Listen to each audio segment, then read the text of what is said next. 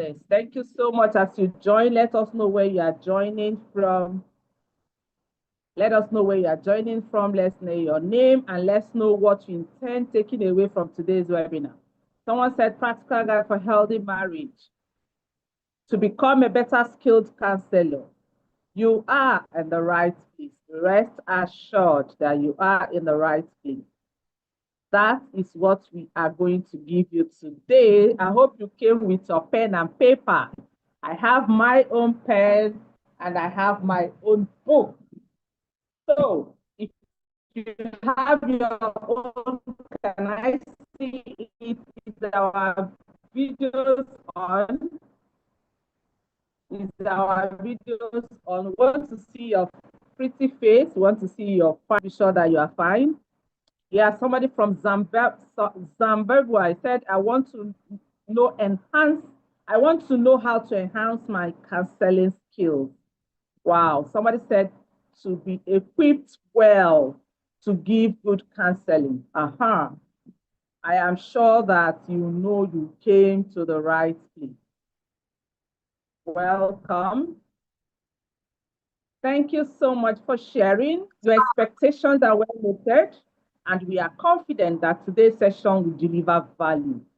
We are very sure. So today's webinar, Mastering the Arts of Science and Premarital Coaching, is designed especially to help you understand how to balance emotional intelligence, empathy, and intuitions with structure, tools, and proven framework in premarital coaching. So whether you are a coach, a counselor, a ministry, a leader, a pastor's wife, or even someone who doesn't even know whether she or he should go into it, or you just have passion, you have been dishing marriage advice on your personal profile, and you are thinking, is this what I can do? Is this what I can? You are passionate about marriage, you see marriages fail, you just feel there's a way you can help them. Today's session will equip you with clarity and direction. It's going to tell you step by step of how you are going to move. It will tell you step by step of how you are going to move.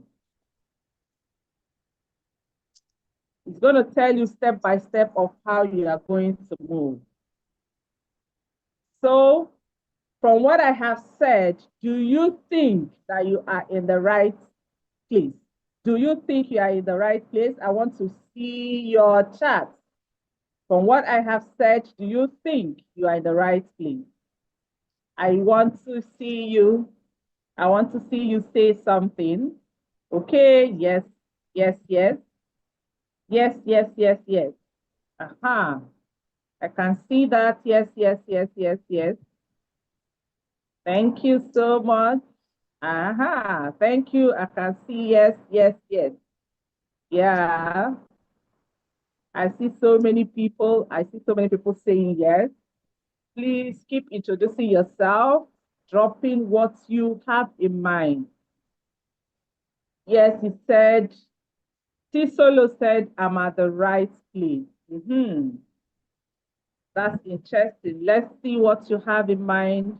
What else do you have in mind? What else do you think you want us to touch today? What else do you think you want us to touch? What else? What else? Yes, someone said, Babatunde said, yes, yes, yes. Now you have to invite people. If you know anybody that you think that can be here or that should be here, please call the person.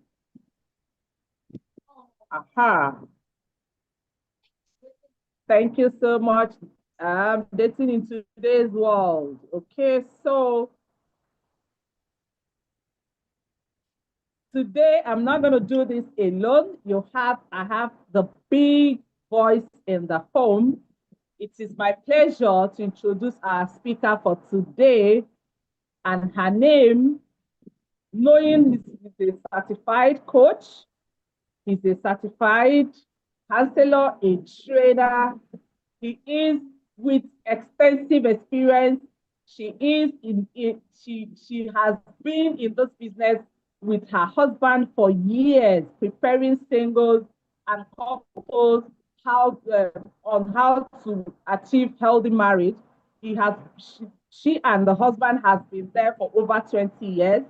She has attended several webinars, several certifications, both national, at the international level, local level, everywhere you can think of. She is the right person to lead you in this journey, and she is no other person than Coach Dimma Wobi. Is our big voice in the home. Are you here? Yes, yes, yes. Thank you so much. Let's listen to her. Thank you, Lady Kate. Thank you so much for that introduction. Thank you for holding forth and for doing a great job at moderating. Please, everyone, come to the chat room and help me clap for Lady Kate, because I for just sit down and allow you do the whole teaching. But well done. Thank you so, so much. And I was sitting back listening to her and also seeing the things, the expectations that you're sharing, that you have for tonight.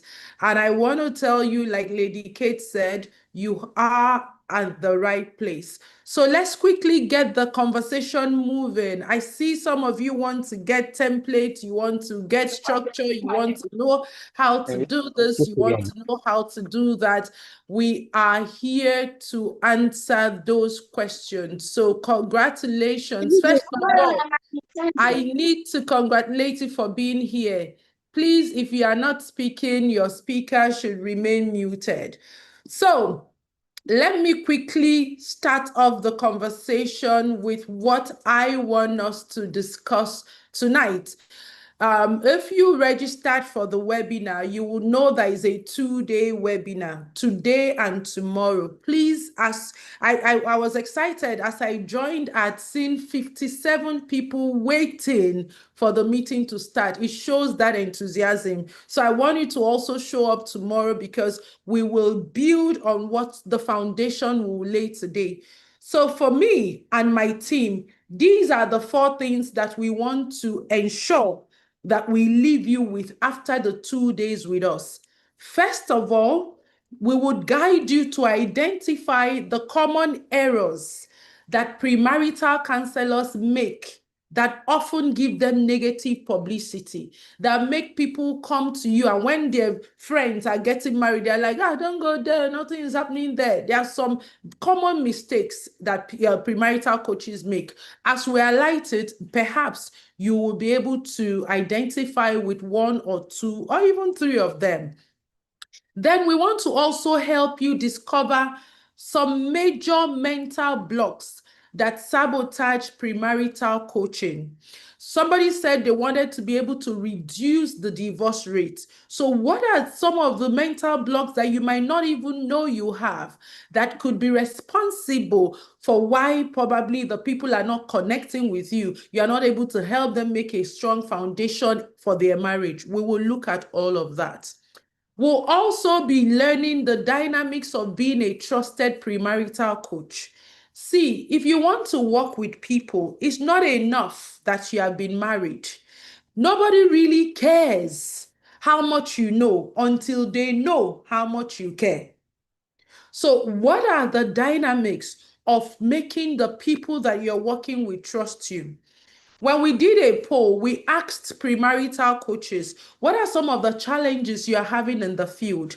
And some people will say, oh, they find it hard to get the participants to engage. You're asking them questions. They're giving you monosyllabic answers. You're trying to get them to interact. They are not saying anything. Is there a science to how you can help somebody who signed up to premarital be present there? You are going to learn that. Then you're also going to learn tested strategies and a researched blueprint for effective premarital coaching. Someone said they got interested in signing up for this webinar when they heard about a scientific approach. What is that scientific approach? How do you deploy the science of premarital? These are the learning outcomes that I guarantee you are going to be living with today and tomorrow. So who are we? Why are we doing this? And who are we? What gives us the impetus to even gather people to begin to tell them about premarital coaching? This 2-day webinar is brought to you by the Start Your Marriage Right Academy. By our name, you will know that we are vested, we are committed to ensuring that people start their marriage from the right foundation, and therefore also equipping the people who would guide them such that they are able to start right. So it's founded by my husband and I, who you will be encountering in the course of these 2 days as well. And for us, we've been in the family life industry, working with couples and families. This is over 20 years now, right? And gathering evidence, doing some studies. My husband also brings his rich experience of building systems as somebody who has built business systems for over 25 years, even while serving in the family life space. So those skills are brought here. I, on my own, voluntarily resigned from banking after being there for 8 years so that I could face saving families fully.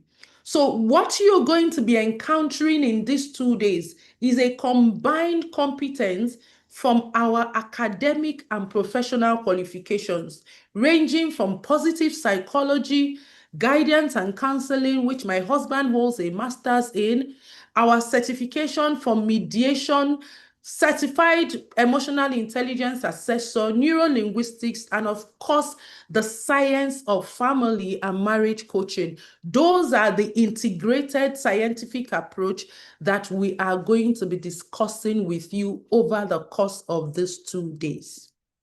So let's start.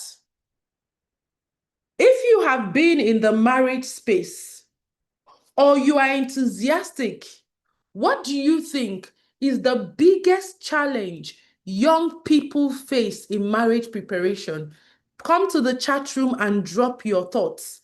What is the biggest challenge that young people face in marriage preparation?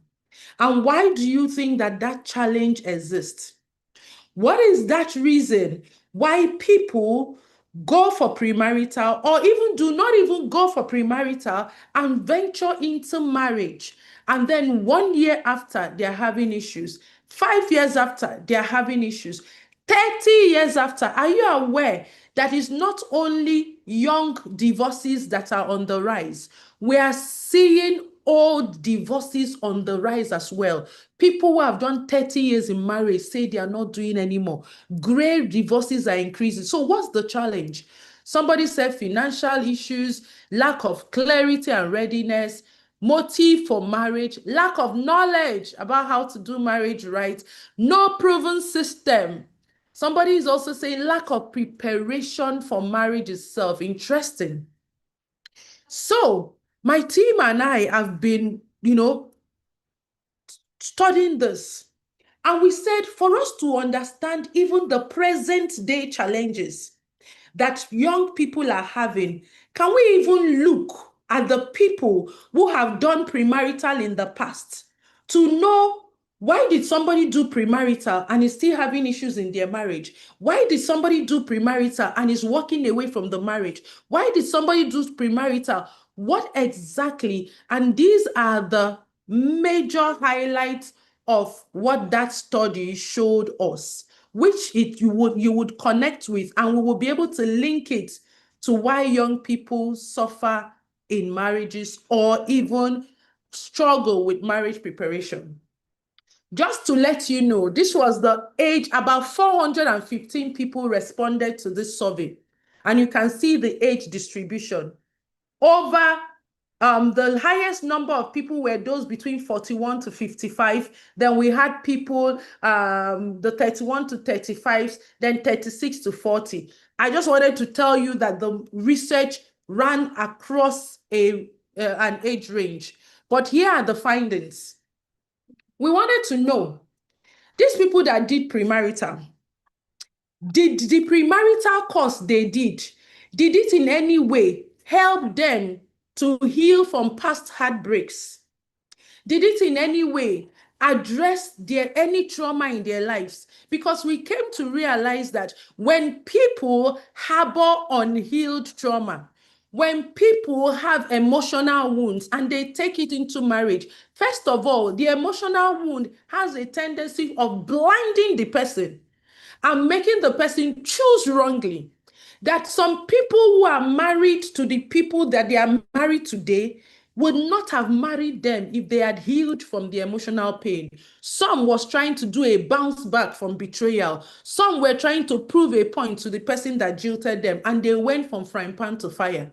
So we're looking, and from the research, you can see 73% of the people said the premarital did not help them heal from past wounds. It did not address their trauma. It didn't even mention anything about emotional wounds, and they sent them off to marriage.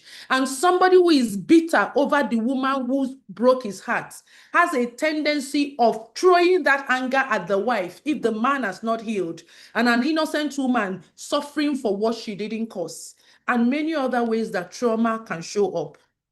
Another question wanted to find out from them was, this premarital you did you have any opportunity of evaluating your mental health?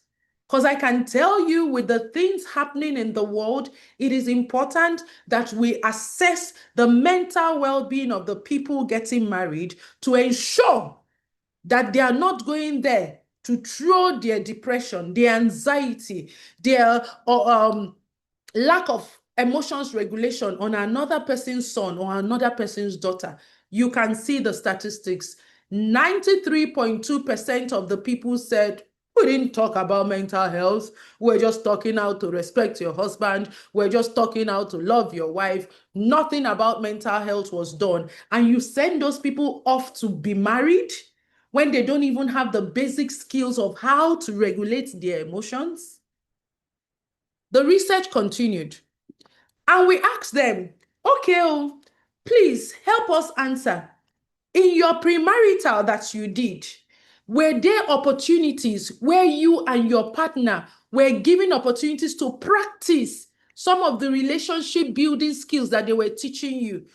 Like they'll tell you, oh, you have to communicate effectively. Did they give you templates of how to communicate? And were you able to practice the communication style in front of the person who was taking you through the premarital so that they can give you comments and guide you on how to practice effectively? Did you practice, maybe, for example, conflict repair?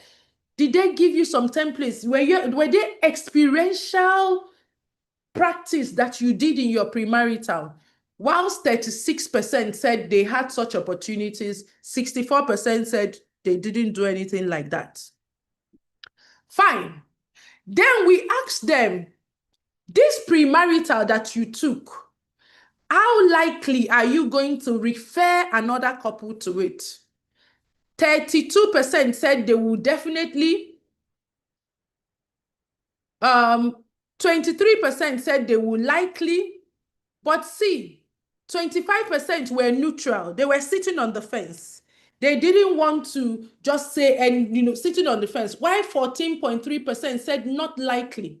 And then there's a percentage that said never. So if you add the 23 plus 14, you are having close to 40-something people 40-something percent who will not refer anybody to the premarital they did. That tells you that the premarital was not satisfactory for them.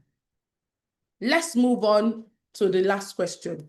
We wanted to also know, how satisfied were you with it? And you can see, if we take this as the people that were satisfied, and you take from even 17% down and aggregate it, you will see the scale of people who were not satisfied.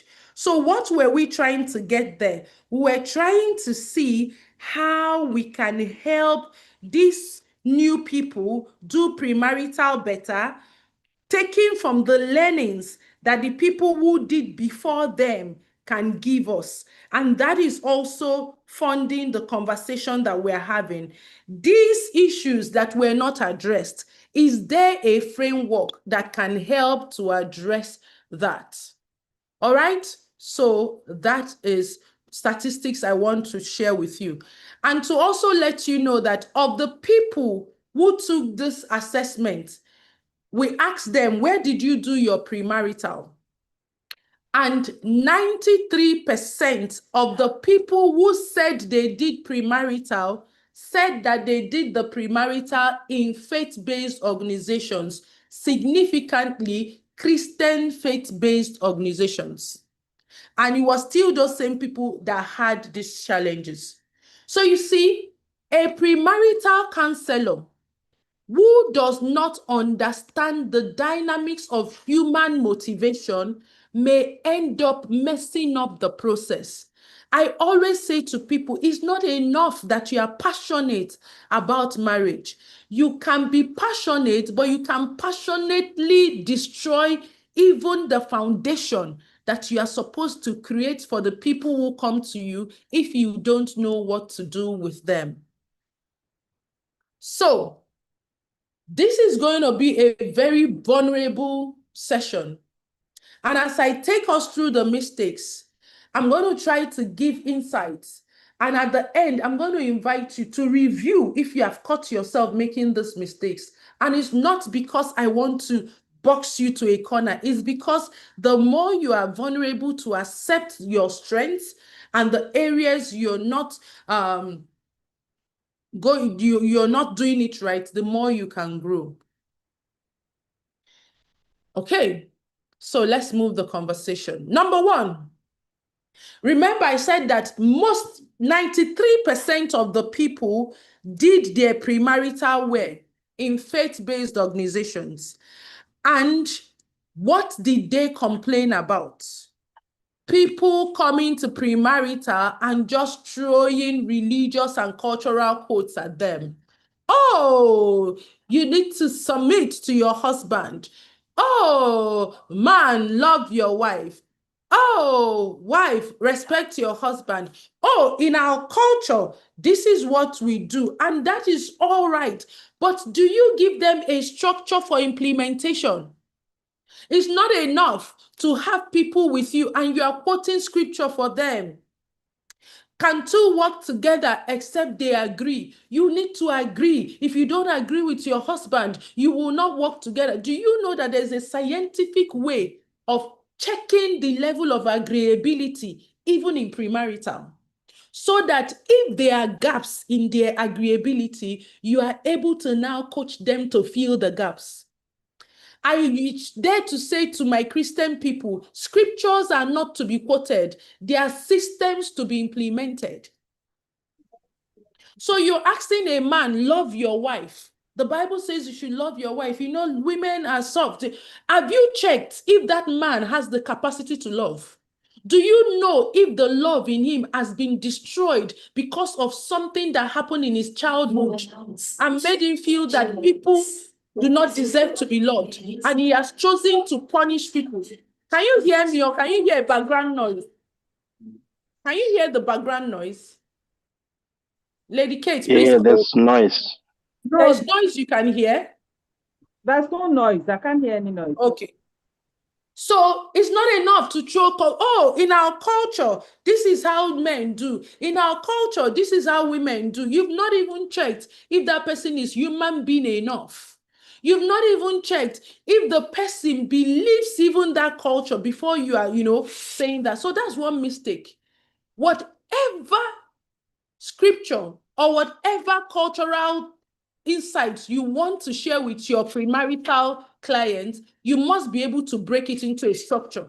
You must be able to interpret it into steps that can help them implement it. But that's one challenge that we see that people make.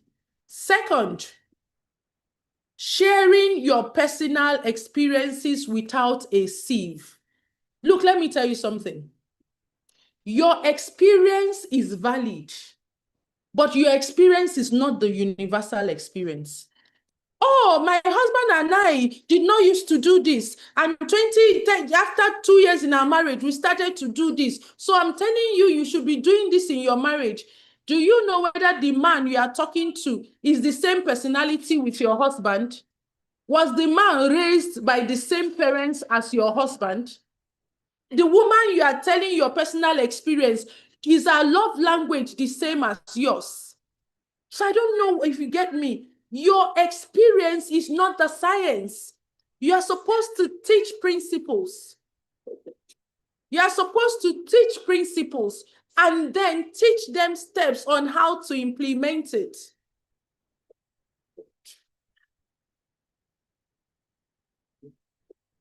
Hello, I can hear some background noise.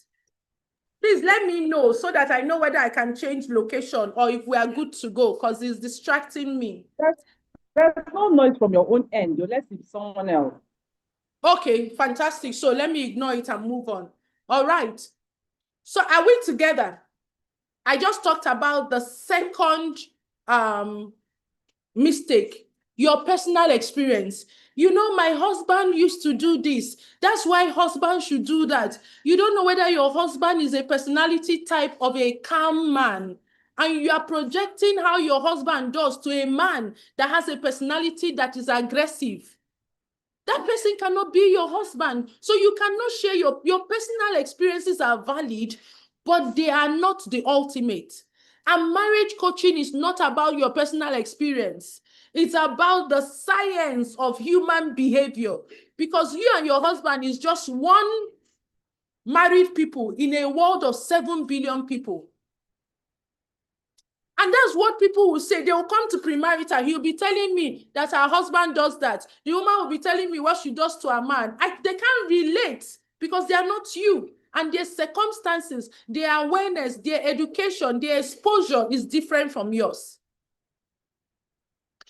Another mistake that I see people make is assuming that because these people look so much in love, they have the same shared beliefs. And even maybe you met them in church. So you're assuming that, oh, they are both Christians. You met them in the mosque. You're assuming that they are both Muslims. You met them in the workplace. You're assuming, no, no, no, no, no. Assumption is the mother of frustration. Your premarital process must have a system of verifying that the people who want to do life together have shared beliefs. Because fundamentally, beliefs are the things that influence a person's behavior.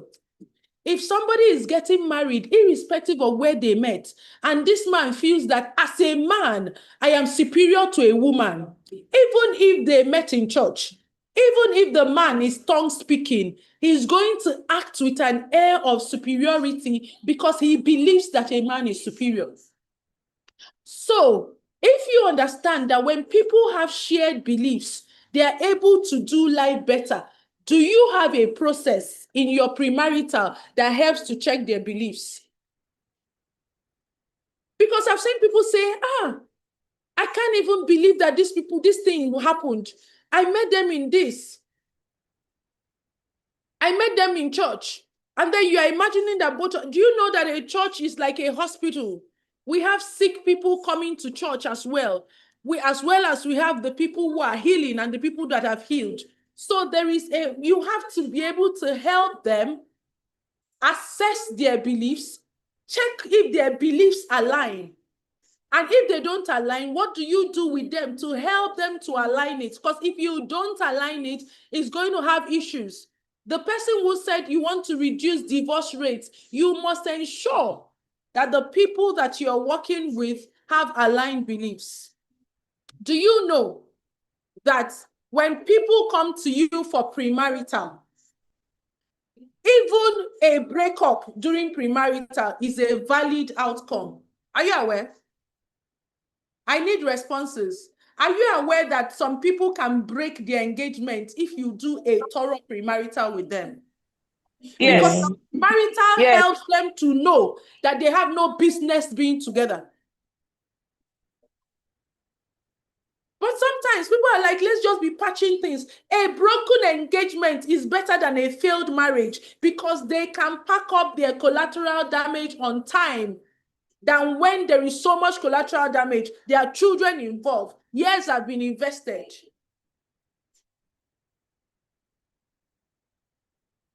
So if you know that shared beliefs, shared values are important, do you have a system in your premarital that helps the people check if they have shared beliefs, if they have shared values, without assuming that because, oh, both of them are speaking good English, both of them met in the workplace, both of them do whatever, that they have? No, you must verify. You cannot leave that to assumption because that's a foundation for marriage.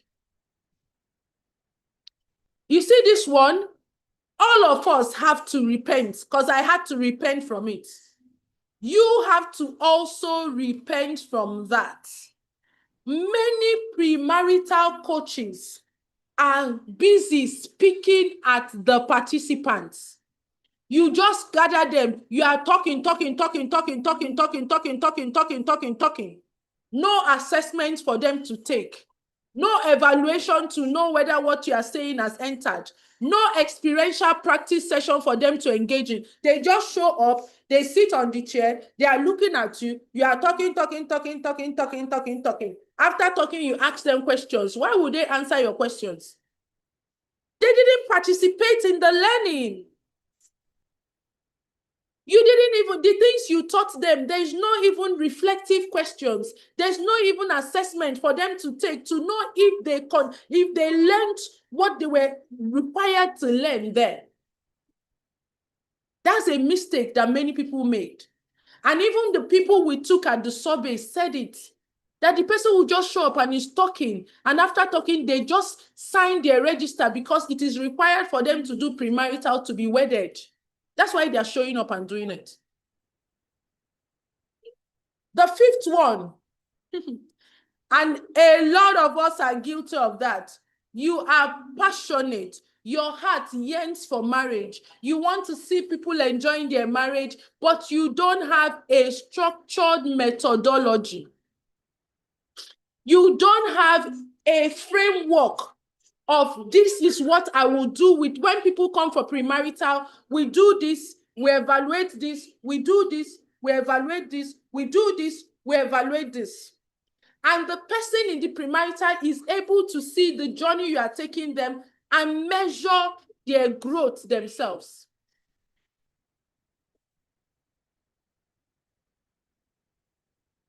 Lastly, membership of marriage counseling units being based on mere interest and length of marriage. I am sorry, but many religious organizations are guilty of this.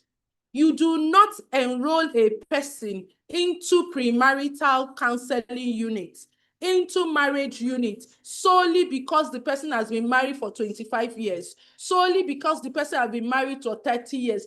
That is not qualification for premarital coaching. Because you do not come and give somebody that's been working in a hospital and be in the hospital for 20 years and you now send him to go and operate on a patient. Nobody does that. It's somebody that has been trained, because premarital coaching is a science. It's a profession. I have worked with, so that's what we're talking about. What are the qualifications? Being certified in the science of it is part of the qualifications. Your church mentor, your church premarital should be filled with marriage certified premarital coaches. It should be filled with people with experience in psychology so that they can offer some guidance when the premarital people are able to do assessments of the mental health of the people. It should be filled with people that have certifications in guidance and counseling, but majoring in family coaching, because there is a dynamic of human behavior that is required. Nobody should be invite, please come and help us in the marriage unit. Come and help us in the marriage unit. You and Olga have been married for 25 years. No. Because those are the people who go there and they are projecting their personal experience without knowing that there is an art and science to premarital. And I dare tell you, that is the people that are too laid back. They won't even do anything to improve themselves because after all, I'm just helping. I'm just supporting the church. I always say to people, if you do not want to train yourself, please don't do premarital. Because you are causing more harm than good. Because it is only, nobody goes to study medicine and after spending 6 years in school doing housemanship, you now say, oh, I've done 7 years of medicine. Now I will no, what do? They continue to learn and to develop themselves. So these are some common mistakes I have seen people making, and I'll still tell you the solution tonight. So now, let's tell ourselves the honest truth. Which of these mistakes have you been making? Whether you are working personally, in your own practice, or you are working with your faith-based unit, or you are working under, tell me, out of these 6 experiences, which one have you seen yourself make? Somebody say, ma'am, you are doing spring cleaning, I can tell you. I need people who are vulnerable, because you want the people to be vulnerable to you, but you are not willing to be vulnerable. Are we saying that nobody here has made any of these mistakes? Because I'm only seeing 1 person, 2 people. Number 6, have you been throwing scriptures and cultural quotes? Fantastic. So what do we do? If we have made these mistakes, what can we do differently? Thank you for everyone responding. Now, some of these mistakes you have been making it unconsciously, not because you are a wicked person, not because you don't have the heart for real transformation, but it's because perhaps you don't know that there is a mental block that is sabotaging you. So I want to deliver you from those mental blocks today. I want to open your eyes, because once knowledge comes, ignorance dies. I want to help you identify which of these mental blocks may be what has been sabotaging your practice. Let's look at them one after the other. Thank you for everyone who is talking about the experience today.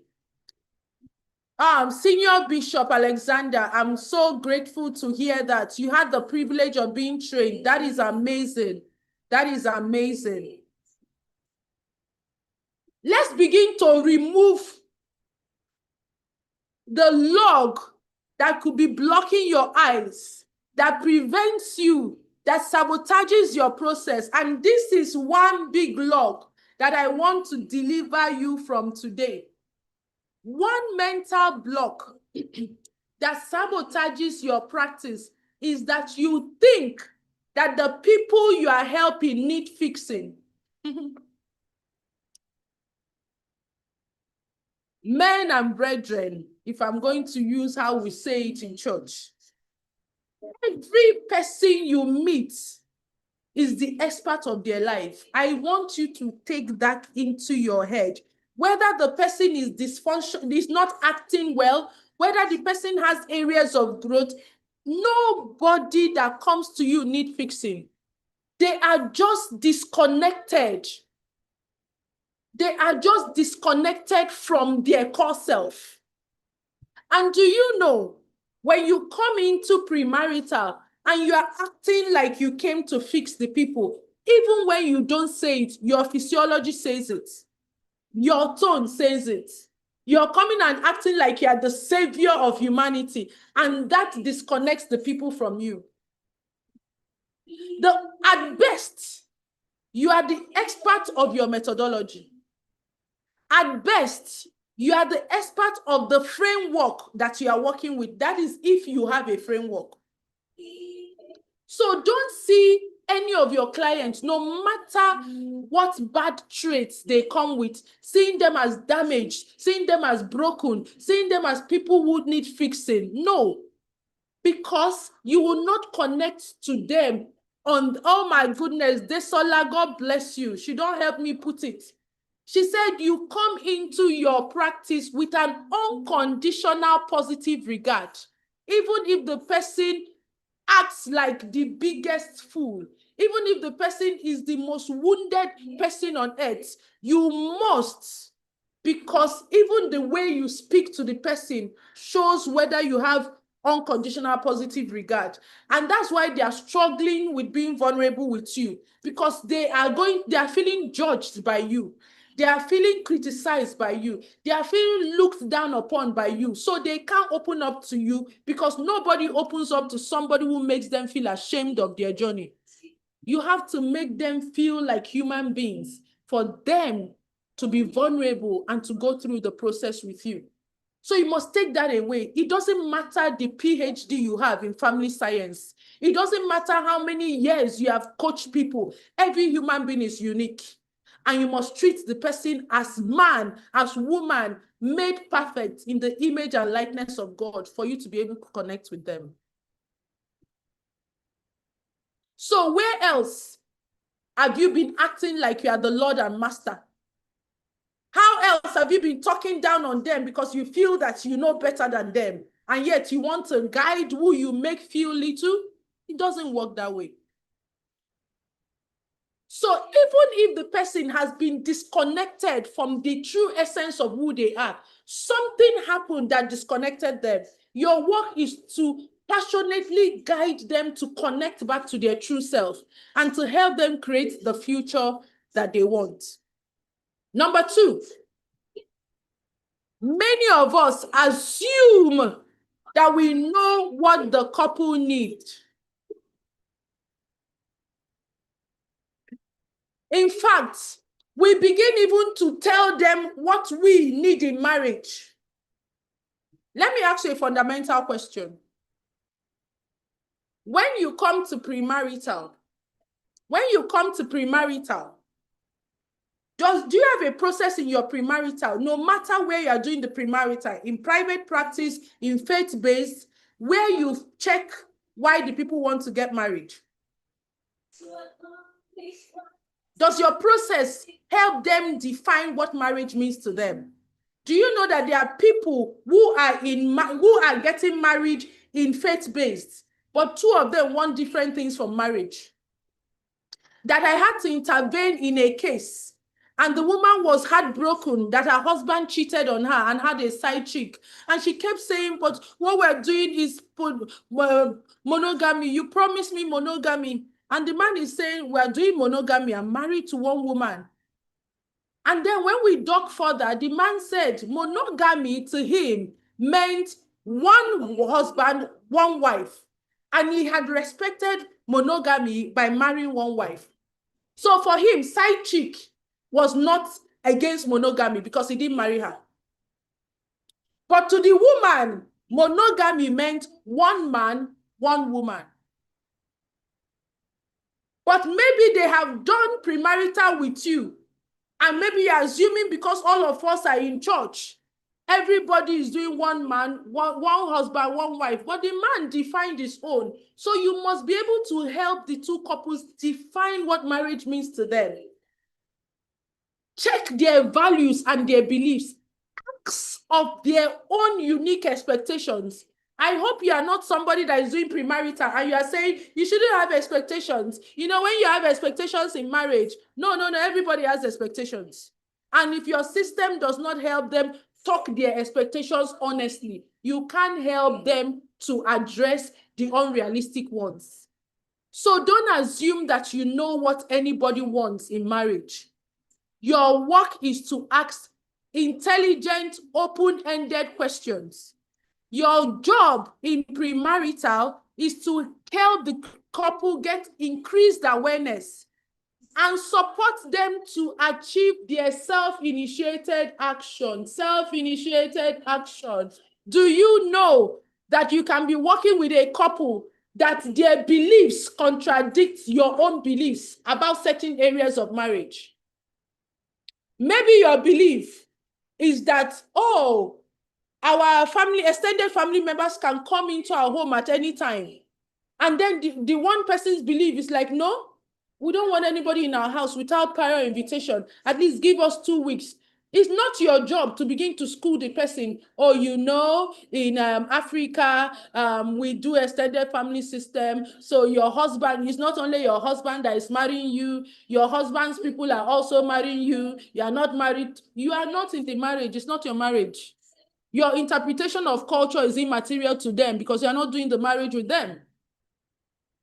I was somewhere and a man was giving, I was invited to speak somewhere, and another person was also invited. And the woman was talking about, oh, how her husband will do something to her and the husband will not apologize. And then when she talks about it, she doesn't know why this man cannot say sorry. He will just, when he's coming back, he will buy her a gift, but she wants him to say sorry. The marriage expert who was invited began to say to the woman, oh, you know, we are Africans. When your husband buys you a gift, that's how African men apologize.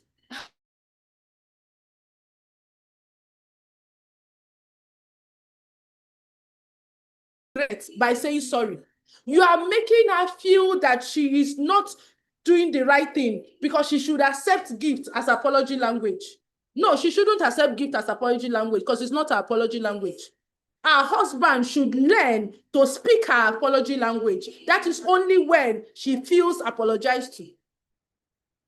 But we have people doing that, dishing out cultural practice to people, expecting that they should carry what you want them to do without asking them, what does your heart yearn for? If you don't even have a system of doing that, you can't do that. So you can never know what a couple needs.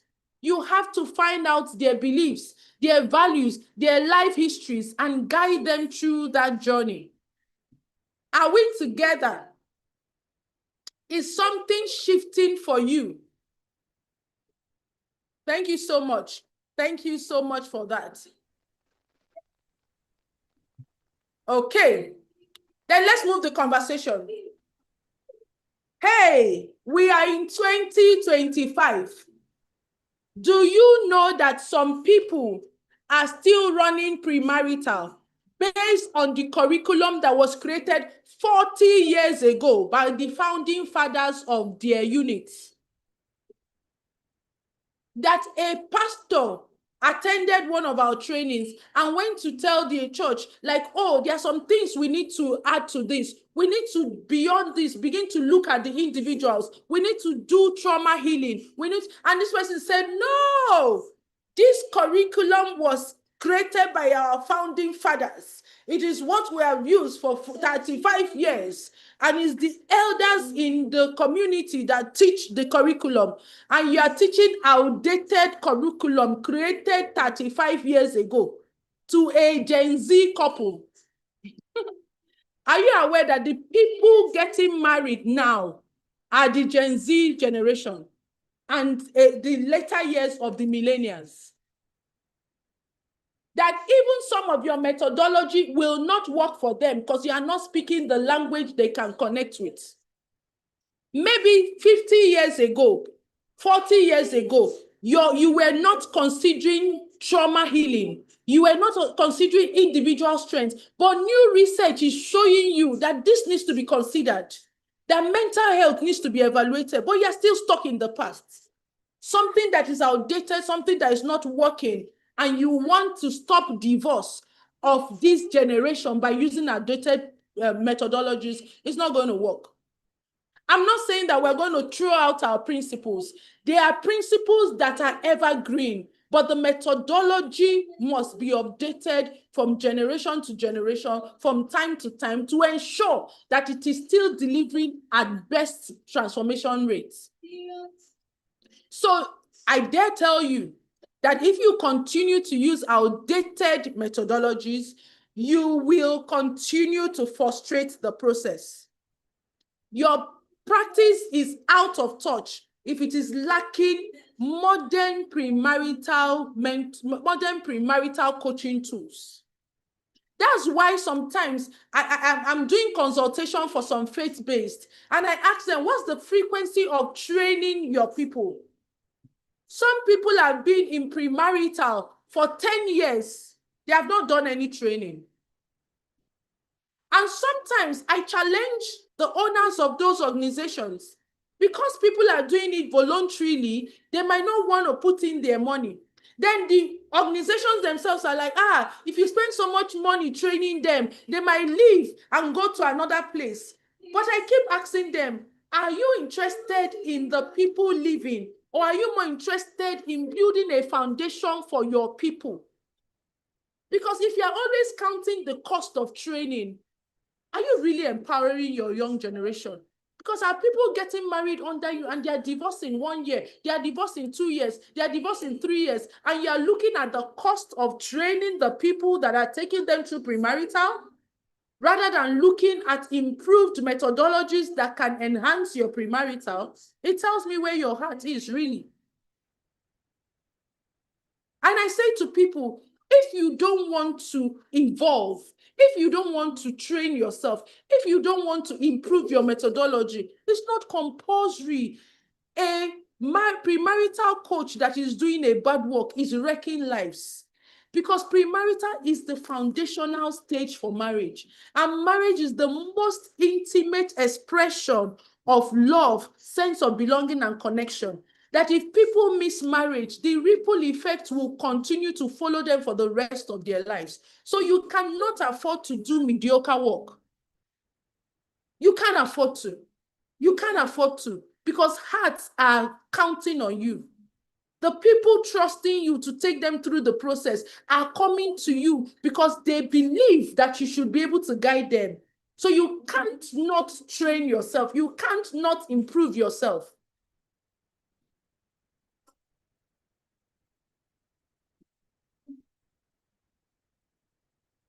Hey, another mental block.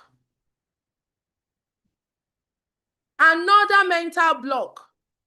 Projecting your trauma and experiences on the people. I am a trauma-informed coach. I understand the need for emotional validation. So I'm not putting down anybody's experience. Your experience is valid. But let me ask you something, and let me know whether somebody can open up here tonight. Have you seen, for example, you are in premarital, and maybe a case comes up, and it looks like something, let's say, for example, me, the wife, for example, and they are talking about a man, and the man is stingy with money. The man is not open financially with the person he's getting married with. And maybe my own husband is also stingy with me. And the way I will speak to the young man who is stingy, you'll be wondering, is it only this stinginess? It's not about the man. He reminded me of my own pain. And I'm carrying my pain and throwing it at him because he is reminding me of what I am suffering with my husband. Have you seen situations like that? It's not about your trauma. So even if the person triggers you, have you been trained to separate yourself from your job? Because when you stay in your seat as a premarital coach, you are sitting disconnected from your experience. You are sitting as a professional looking at the case before you. But you're going to see people say, don't allow him to do that. In my time, when my wife started that, I had to, especially maybe when the person is doing single sessions with, I had to put you, if you don't put your wife in the place, that's how I put my wife in the place. That's how, you don't know that the woman you are talking about, her background from your wife's background, different. Her personality from your wife's personality, different. Her exposure from your wife's exposure, different. The meaning she has given to the things that she has done, different. So like Senior Bishop Alexander said, you should plan to go through personal therapy. Beyond even going to personal therapy, you must learn how to disassociate yourself. Because your trauma, the person is not the cause of your pain. The man is not your father that reminded you of how your father used to be aggressive. So when you see an aggressive man, you almost want to kill him. He's not your mother who was busy going from one party to another and abandoned the children. And so once the man says, my wife likes to go for party, hey, you remember that when you were growing up, your mother was never around. So you fix her with the rocks you should have given your mother and tell her how a responsible woman should stay at home, take care of the children. Because it's not about her, it was a reminder of your mother that you missed. So you must come into premarital detached from your own experience and face this case as squarely as it is and not a projection of your own trauma. This one, you do your practice half-heartedly because it's not paying the bills. So why invest time and money? Somebody will say, oh, I'm just doing premarital by the side. I'm just doing it out of passion. Auntie, if you want to do it out of passion and you are not ready to train yourself, stop the passion. It's not by force. This is not making money for me. Oh, why should I now invest money to improve myself? It's not making money for me. Nobody forced you. You are still going to make heaven if you don't do premarital. So it's not that they are forcing you to do it. If you choose to do it right. If you cannot do it right, step aside because you are causing havoc. That's even why people who are doing it in faith-based organizations, they don't train themselves because they say, nobody is paying me. I'm just doing it to serve God. You're supposed to give the best to God. You don't give the scrap to God. So even if you say you are doing your passion as your God-given assignment, should you not do your God-given assignment to the best of your ability? So that's another mental block. It's not paying my bills, so I'm just doing it on the side, though. I'm just doing it to support the ministry. Auntie, uncle, if there is a gap in your premarital and your organization is not ready to train you, and you know in the depth of your heart that you are not doing a thorough job, step down. If you want to do a thorough job, get yourself trained. Learn the science of human behavior. Learn the science of premarital. And don't go around causing problems because you think you are doing passion. Passion must be done excellently. So where are we? So those are the mental blocks. Again, I ask you, which of these blocks have you noticed? Or maybe today you have gotten a perspective. I think I can identify with this. I think I can identify with this. Talk to me, talk to me, talk to me, talk to me, talk to me. I want to hear people tell me, is it 1? Is it 2? Is it 3? Which one can you identify with?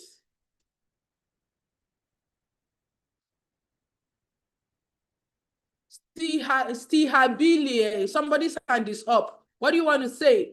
Okay, let me run it again. Let me remind us again. Somebody said number 5. Half-heartedly. Somebody said number 3. Being stuck in past methods. Thank you for being vulnerable. What else? What else? What else? What else? What else? What else? Hey, thank you so much. If you are ready for us to move the conversation forward, please tell me go on. Come to the chat room and type go on so that I know that we are continuing. Are you ready for us to move the conversation forward? Who is ready for us to move the conversation forward? I need to see you. I need to see you. Okay, okay. Is there somebody who something has hit you, something has struck you, and you are feeling it in your heart to share? You want to share something you have learned tonight, or something that reminded you of something, or an aha moment that you have gotten so far? Put up your virtual hand. I want to take 2 reflections before we continue. Anyone? Oh, I want to share an experience. Oh, something you said just struck me. Oh, who is that person? Talk to me. If there's no person, I would move forward, but I want to hear somebody share with us what is happening for you. because right about now, I'm going to pause speaking and I'm going to invite you to take a poll. I want to know if you are an existing premarital coach or you are an aspiring. I want to know, what's the biggest challenge you have faced?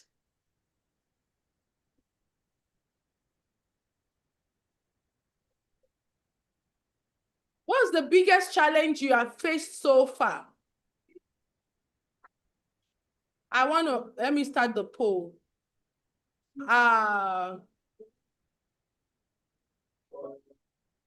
Okay, so I'm launching the poll. I just want you to come there and tell me, what is your biggest challenge in premarital counseling that if you can address it, will improve your effectiveness? So if you go down, you will see the poll. Please just answer the poll and then I will continue to read the comments.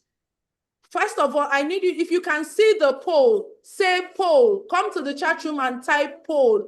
P-O-L-L. I want to know those who can see it. And then if you go down, you would click there and you can take the poll. Only one person has responded. 1% have responded. Can you see it or you can't see it? Okay. You can see it. Please quickly respond. Quickly respond. I have only 3 minutes for that so that we can go ahead. What is your biggest challenge in premarital that if you are able to address it will improve your effectiveness? Take that poll. It's part of research. That's how we create solutions. When we know what the challenges are, we give you materials that can help you in those challenges. So please help us to churn out what you need. Answering this will help us know what your challenge is, and then we can package it for you. If you have been getting our emails, you will see that our emails have been addressing specific challenges. It is how when we get this polls, we begin to collate it and we begin to send out materials. We begin to send reflections to address it. So please, it's only 13% of the people who have taken it. I want to get to 50% before I end the poll. So you can help us by taking it immediately so that we can continue.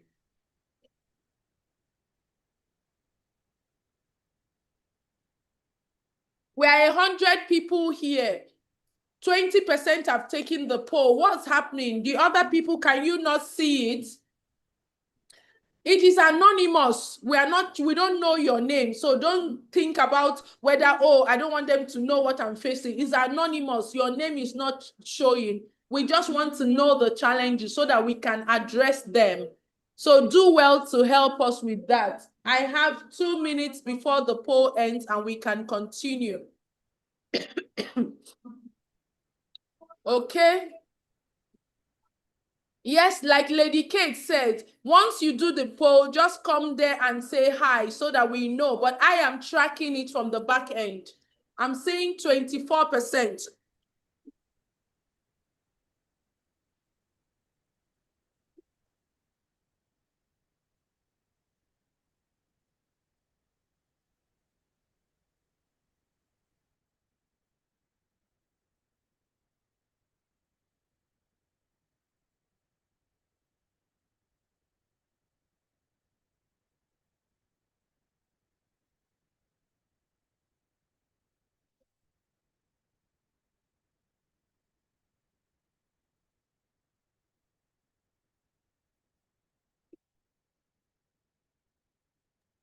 Thank you so much. In 30 seconds, I'm going to stop the poll so that we can continue. We're increasing. I wish we can get it to 40%. We're at 35% now. Please come and give us your biggest challenge so that you can help us bring out materials that can also serve you. And if you are already in our mailing list, you will be getting these answers. So help us to help the industry, because when we get your challenges, we are able to address them and give you solutions to it.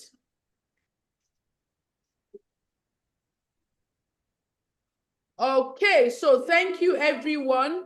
I'm going to stop the poll now so that we can continue our conversation. Thank you so much for everyone who has taken it. Thank you so much.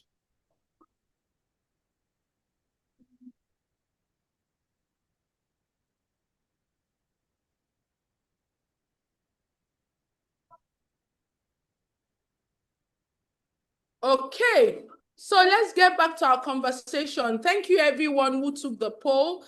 And before we started the poll, I was asking 1 or 2 people who wanted to share the experience so far. And I had some hands up. So I'm going to go back to see if the hands are still up.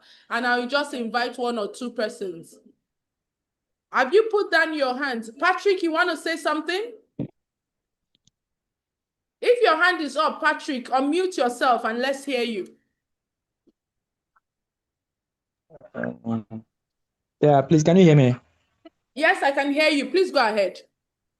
Yeah, please. I'm trying to say, based on the topic, I realize that most of the coaches from the scratch, they already failed in their own marriages. So before they can come and train the new people, they try to inject that kind of mentality into their head, and at the end of the day, it's like all things fall apart.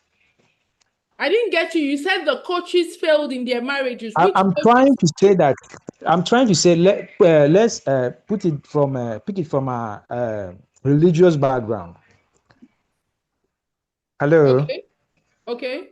From religious background, I realize that most of the people who are coaching us, some of them are already failed in their past experience. So it's like they are trying to just inject what is in their head into our experiences, and at the end of the day, I realize things begin to fall apart. That is what I want to say.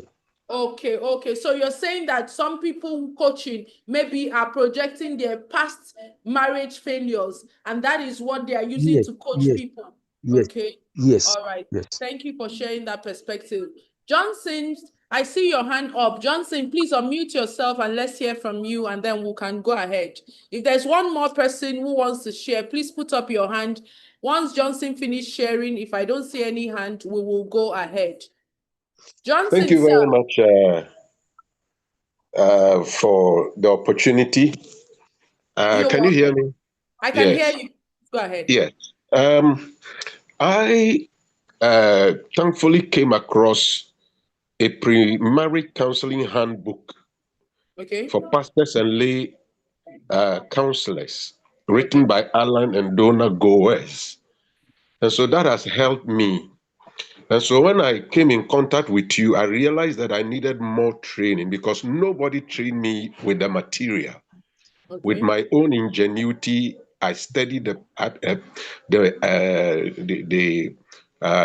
handouts and the principles, and I use it to counsel.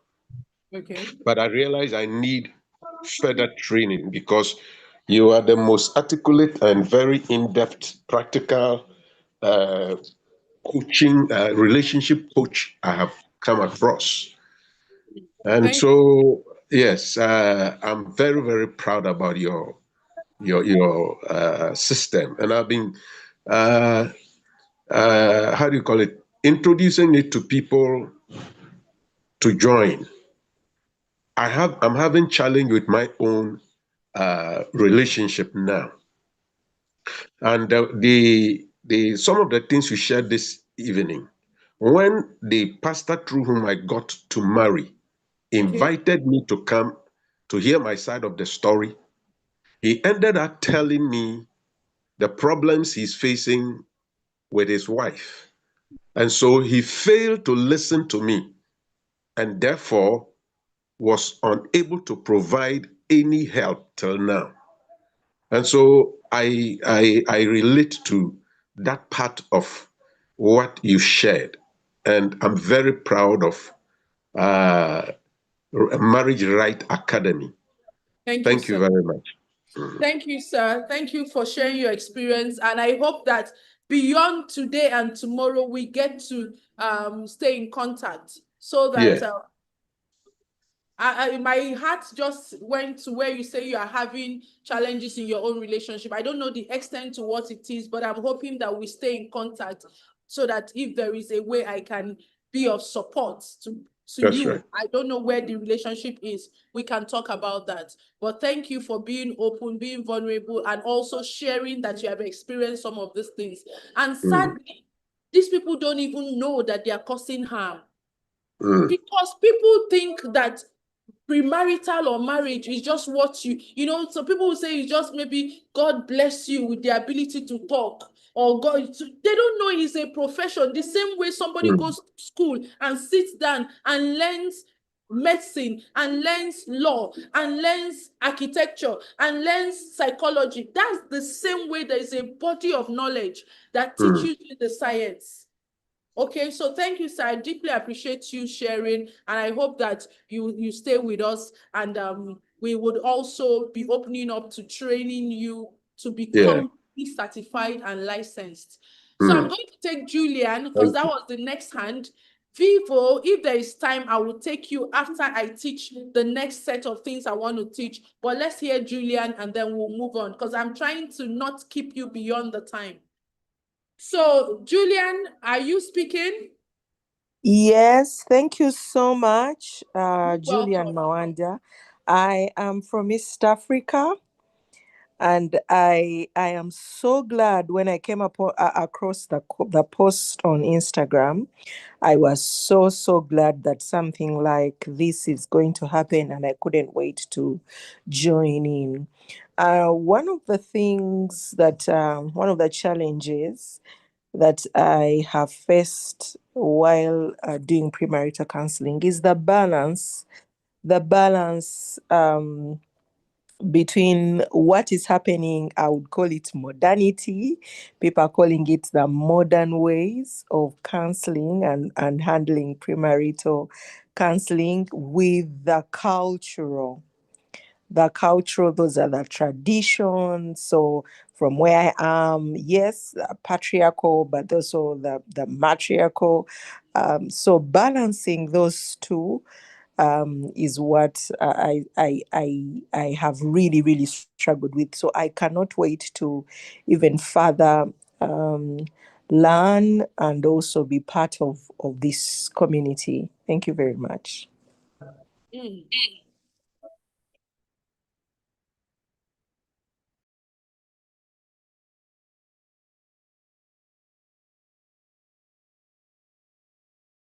Thank you so much, Julian, for that.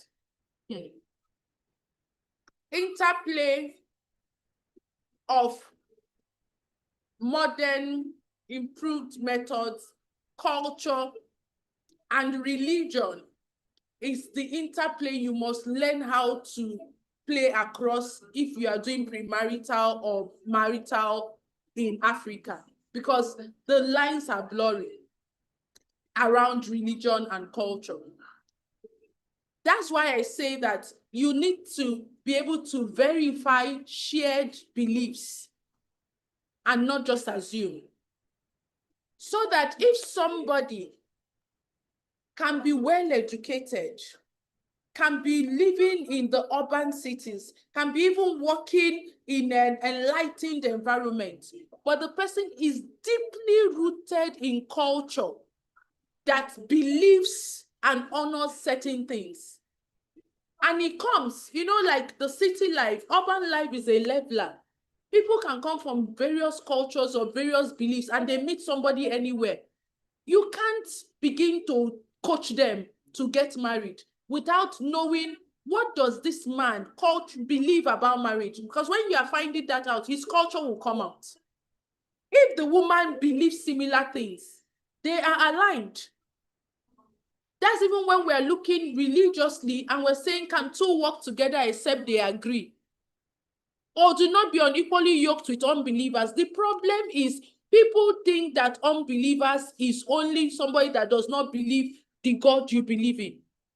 If I believe that marriage is a partnership and the man believes that marriage is superiority by the man, we are unbelievers in the context of how leadership should happen in marriage, and we're going to have problems. If I believe that in marriage, the man is the sole provider, is the breadwinner, his work is to provide. That's my belief as a woman. And I marry a man that believes that both of us should pull our weight financially, and we don't align those beliefs, we are unequally yoked when it comes to money, and we're going to have money problems. Then people go and do premarital, and you don't check whether these people are aligned in their beliefs of the essential things that make marriage work. That's why people are doing premarital and still having issues in marriages that end up in divorce. Because people who should not be married, you did not help them find out that they had no business being married by helping them know if they are aligned to marry, if they can work together, if they are unequally yoked. Then they marry and the reality comes and they are not able to align it. They are going to separate. So your process must be able, no, but we're not fighting culture. We're not fighting what you believe, but marry the person that aligns with your beliefs. Marry the person that aligns with your values so that both of you can work together. And it's not enough for you, the coach, to come and be telling the woman, if your husband, if you know it's the man, if the man wants this way, you have to align. You're the woman. A good woman makes her home. You have to align to what your husband wants. That's why we have women who are married to African men, but are dead, are disconnected, are not living a life. Their mouths have been shut down because they succumbed to cultural expectations and they are stifled. They don't have any voice.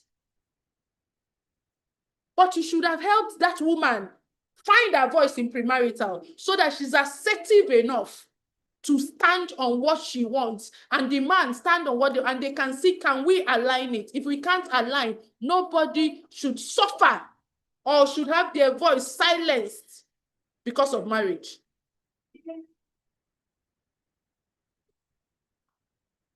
So let's move on. Thank you for sharing that. Hopefully by tomorrow, we'll begin to talk about how do you align this alignment. Let me tell you essential skills you need to be an effective coach. Vivo, I still can see you. I will take you after I cover this area. Are you learning something? We have spent 1 hour, 18 minutes here.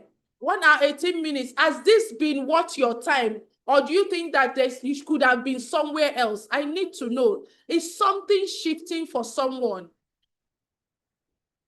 Okay, somebody is asking for the recording. This is streaming live on our YouTube page. So even after today, you can watch it. We are not sharing any recording because it's available on our YouTube page. So you can go to our YouTube page, Start Your Marriage Right Academy. Admin, if you can hear me, please share the direct link to our YouTube page. If you registered for this webinar, you are going to get the link in your email tomorrow. So you can go and watch it there. Okay. So it's only Eva. Okay, so I'm seeing people. Okay, let's move on. All right. Thank you so much. So what are some skills you should have as a coach who wants to do a thorough job, who wants to do an effective job? For you to be an effective premarital coach. So when you see PMC here, PMC refers to premarital coach. I don't want to keep saying premarital coach. So that's what is there. You have to know how to create a safe space for your client to trust you and be vulnerable. I was saying to some people in my network, don't be afraid of the entrance and the possibilities of AI.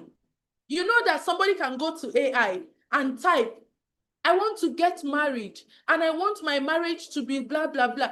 Please give me 10 steps, 15 steps of what I should do with questions I and my partner should answer to be able to prepare ourselves with a strong foundation. You know that ChatGPT can do that. Are you aware? But I am saying that ChatGPT cannot be a safe space because ChatGPT is not a human being. So if all you have for your premarital clients is information, you are redundant already, because AI can give them the information you can give them. So what should you be able to give them? What should you be able to give them? You should be able to give them the human connection that ChatGPT cannot give. You should be able to create a safe space where they are able to come. Imagine you are doing premarital with someone. Can the person come to you in premarital and say to you, oh, mama, I don't know how I'm feeling right now. On Saturday, I was somewhere with my ex and we ended up having sex. How are you going to treat that? You know, before the person can even tell you that, it is a level of trust and vulnerability. But some of you, that's when you say, you have already carried the person to the man of God, carried the person to the parent, carried the person to the other one, call the partner. You know, this woman is not to be trusted. You should cancel this wedding. We are doing premarital, and she still went and had sexual relations with her ex. I just gave you an example, that went that way. Even in nitty-gritty things, can somebody be trusting you and be vulnerable to tell you? So if you can't create safe space, don't say that they are not opening up. Don't say that these people are not answering questions. Don't say because they have not trusted you. That's why they are not creating space. So a premarital coach must, as a matter of doing a thorough job, be able to be a safe space. That's how ChatGPT cannot replace you. That's how AI cannot replace you, because AI cannot bring the human connection that you can bring. And people are not coming to you for only information. They are coming to you for connection. They are coming to you for accountability. They are coming to you for guidance.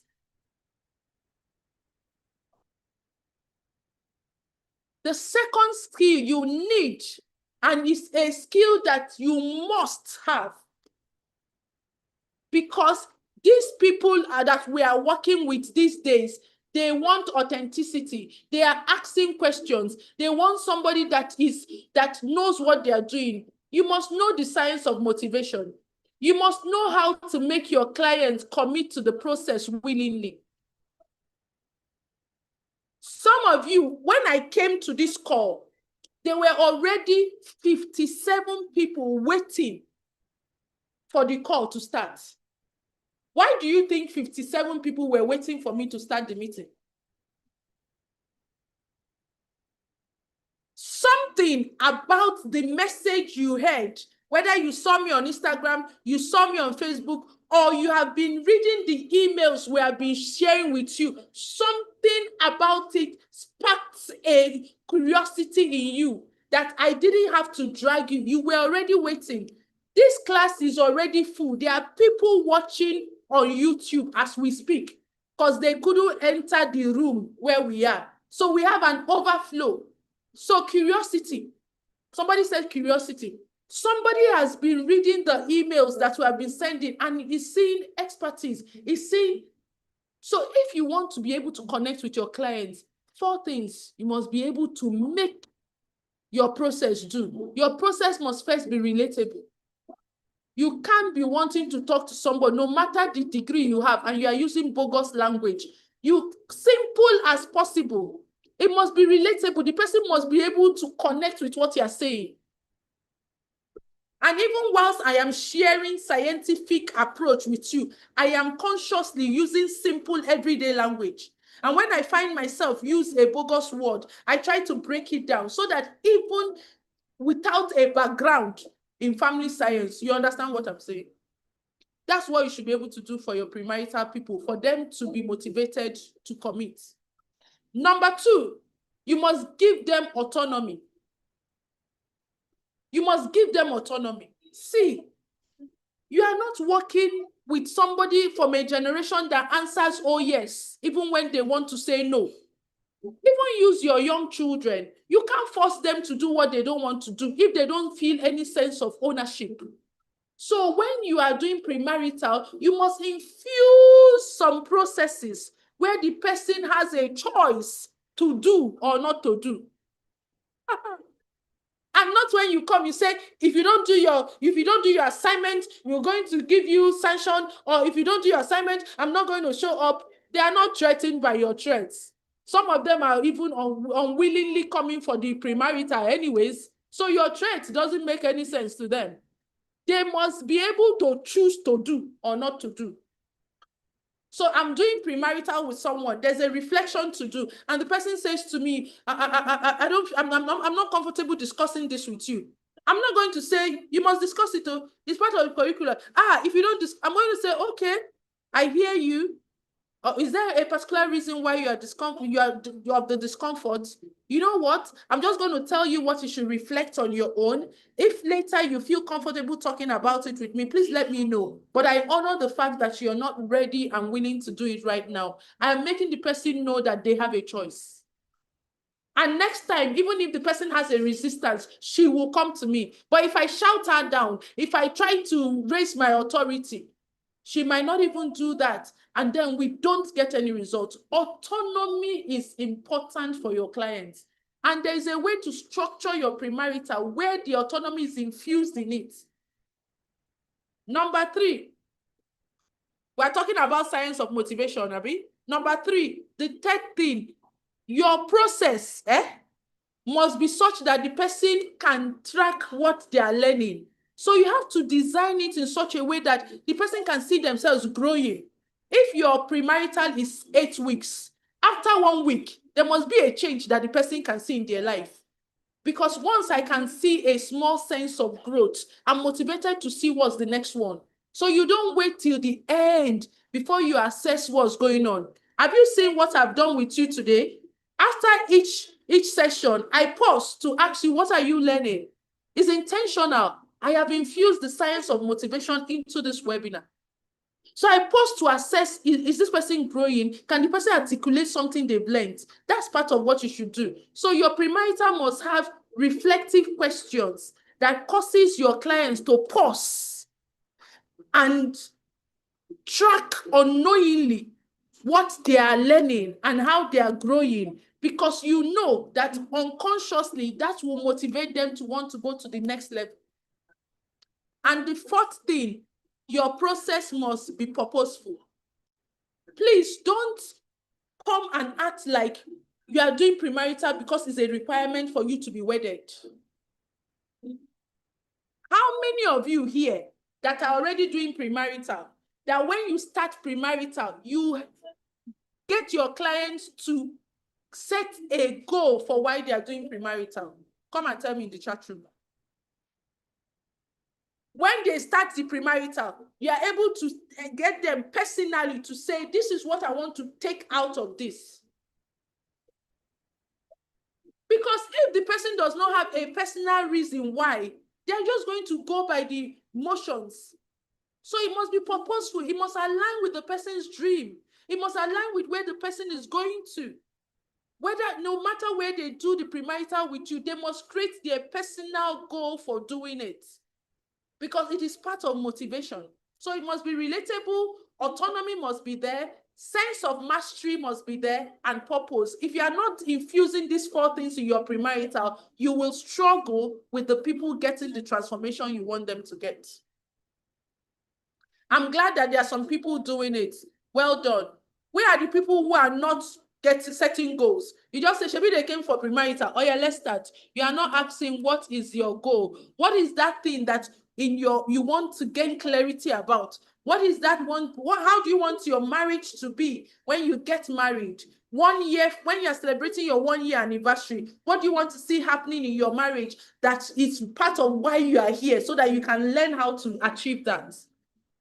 So that even when the person is going through the process, they are not just doing it because it's a requirement. They are doing it because it is a pathway to the vision that they have created for themselves.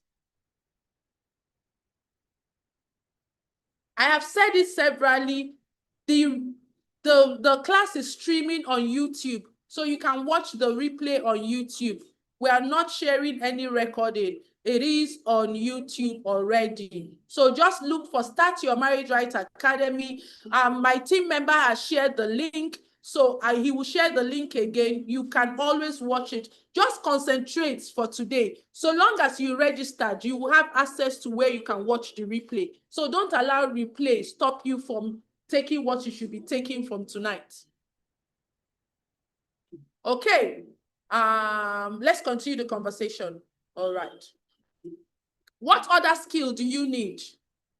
You need to be able to know how to ask questions.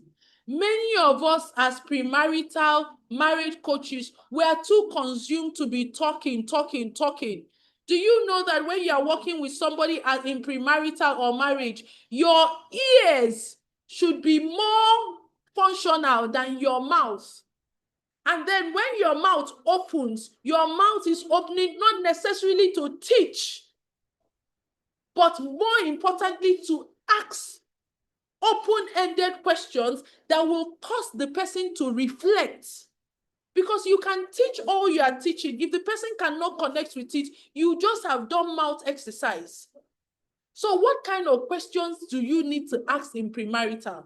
At what time should you ask those questions?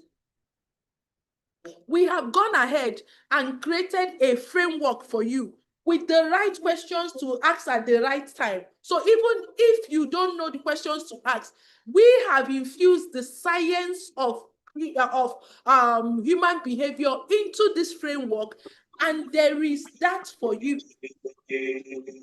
That is one thing. The next thing, who is unmuted or that is interfering with me? Okay. As a premarital coach, please, I can't overemphasize this. Your framework must promote self-reflective learning. I've said this over and over again.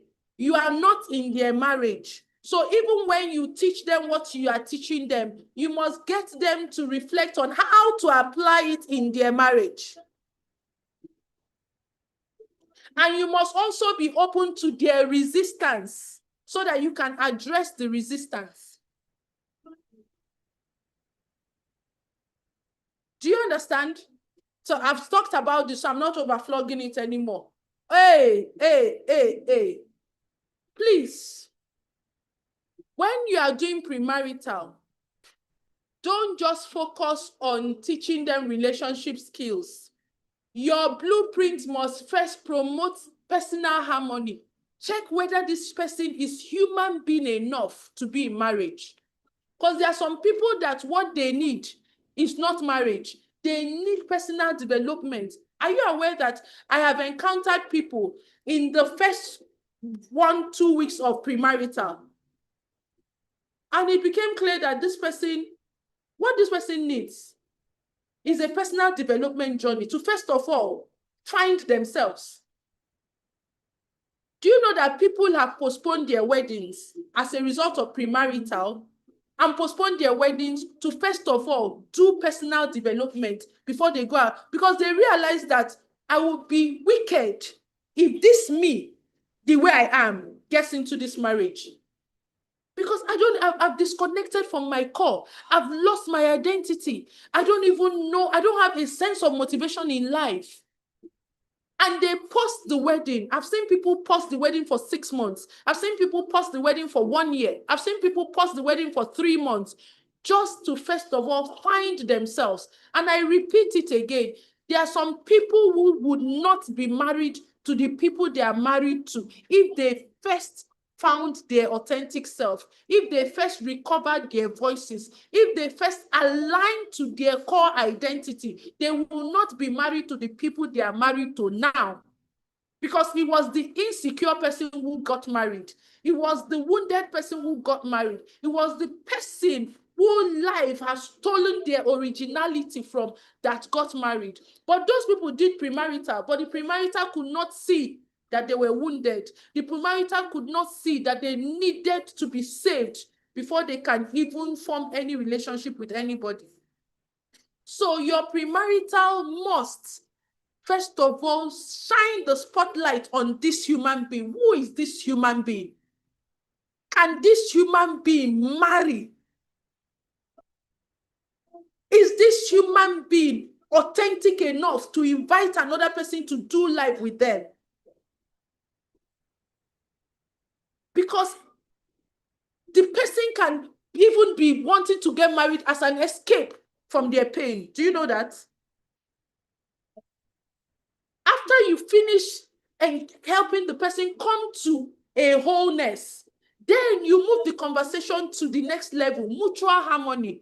Two good people can get married and the marriage will fail. Not because they are not good, but because they are not good together. That's why sometimes when people want to get married, somebody will say, oh, there's my friend's son. He has finished university. He's working in an oil company. He's doing very well. He's a tech guru. And they say he's very responsible. He's very humble. He's very humble. He has a good job. And they matchmake him with the woman. The man is fantastic. The girl is fantastic, but they are not fantastic together because their values do not align, their beliefs do not align, their chemistry and compatibility do not align. So a good man can marry a good woman and the marriage will suffer. Does your process know how to check whether they can work together? That's what you should be able to do. Then your process should also help them to create a methodology for their life. This person who is whole, this other person who is whole, their level of agreeability is significant. If there are gaps, you should be able to spot the gaps and help them deal the gaps. Then you bring them together to say, okay, this marriage you are going to get into, how are you going to do life? How are you going to do your leadership? How are you going to do your money? How are you going to do your welfare? How are you going to do? That is the essential questions your premarital should be able to answer for them. But what do we get in practice? People just sign up and you begin to teach them how to communicate, how to resolve conflicts, how to build intimacy. When you don't know whether the person has been rejected 10 times and now the person is afraid of intimacy. Or they say, oh, he doesn't really communicate with me. He's emotionally distant. And you begin to tell him, you know what? Women like gist. You should be able to communicate with your woman. You don't know that the person has an avoidant attachment style that makes him afraid of intimacy because maybe in the past, the people he has opened up to abandoned him or rejected him. So his coping mechanism is not to open his heart up so that he's not wounded again. So your talk about connect with your wife, women like connection, it doesn't do anything because you have not first of all healed him of the wound of rejection that is making him afraid of intimacy. So you can't be teaching relationship skills to a person you don't know where the person is at, how healthy emotionally, mentally, and socially the human being is. So I want to quickly take this so that, okay, so what is this blueprint we have been talking about? Let's start from here. So if you are to review your PMC, do you have the skills that I talked about? Is there a way you can marry all the skills I talked about? That's where I introduce you to the Flourishing Marriage Blueprint. And this is a research-based scientific approach to what it takes to make marriage work. That based on the research we have done progressively in the Start Your Marriage Right Academy, we've come to create this blueprint to say that what it takes for a person and two people to build marriage together, which we are saying it is best if they are taught this in premarital, are these three pillars. The first pillar, the human being, which is what I've tried to explain. The second pillar, the two people together, designing their mission together. And the third pillar is their methodology. So marriage starts from the human being, the flourishing individual. And that's where premarital must start. Premarital must check this individual. There are things we are going to check. I'll tell you about the things you should check tomorrow. There are processes you should take this individual through. I will share that tomorrow. After you have helped the individual reconnect to who they truly are designed to be, you now begin to check these two people, what's their level of agreeability? Does there's a definition for marriage align? Do their values align? Do their beliefs align? What are the markers? Based on the research that we have done at the academy, we identified the core factors that are responsible for marriage sustainability. That if marriage is going to be sustainable, there are these factors. One, the relationship chemistry compatibility factor. There is a way to assess it to know where the intending couples are. Two, the submission factor. Submission is not what you have been shouting, woman submit to man. Well, there are 5-fold dimensions to submission that you must check in the individuals for submission to be holistic for them. And that is also a marriage sustainability factor. Three, the friendship factor. As much as people will say, oh, you don't marry for love. Love is not enough, blah, blah, blah. Friendship is the glue that keeps marriages together. So what is what the couple can do to build friendship? I'm not saying there must be best of friends where they are married, but there must be significant ways to grow friendship, because if friendship is lacking in a marriage, there will be some disconnect. God designed marriage to be the most intimate place where a human being can get the 3 core psychological needs that every human being needs. Every human being needs love. Every human being needs connection. Every human being needs sense of belonging. And marriage is where you can enjoy these core psychological needs in the most intimate way. And the way that these 3 things can be gotten and sustained is by friendship. So don't go about telling people you don't marry your friend. If you marry your friend, it is see finish. The strong foundation is friendship. And if the friendship is not there, what can you do to help them build it? Because when it is lacking, the marriage will be boring. And somebody can, do some things. Do you know it is hard to stay angry with a friend for long? That even when the way for couples to resolve conflicts fast is if they are friends, because you begin to miss your friend and you want to reconnect. But when the friendship is not there, you can stay apart for so long because there's nothing you're missing about the person.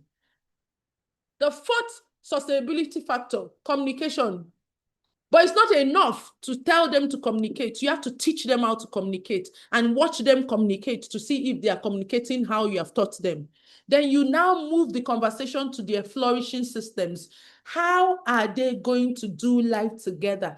The key systems that make a family functional, you start to discuss it with them in premarital. This is when you have done a scientific approach.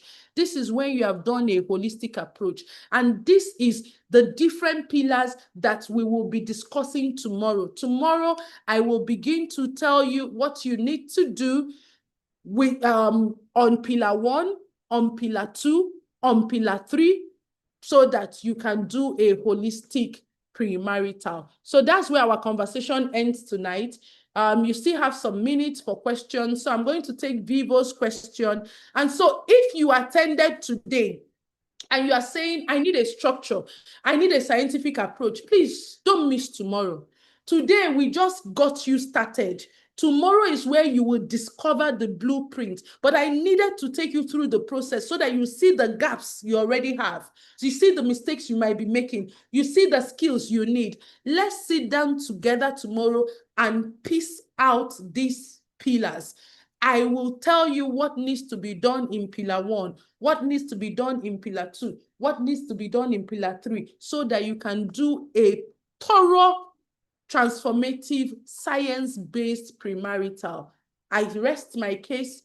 Vivo, your question. After Vivo, the next person is, hey, Okay. God help me if I don't pronounce this name well.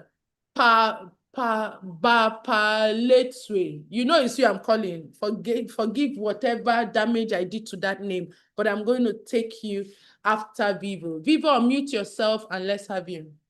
Yeah, good evening, everyone. Good evening. Good evening. You're welcome. Yeah, this is Omolara from Nigeria. Omolara, is that who is showing as Vivo?